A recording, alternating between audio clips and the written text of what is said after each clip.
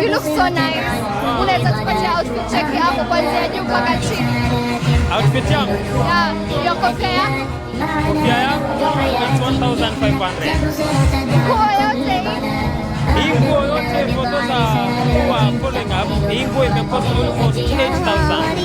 Yeah, to be honest, 8,000 because hapa tunakaa top, tunakuja hii hapa, then tunakuja hii ya ndani, then tunakuja trousers, then tunamalizia na chini pia.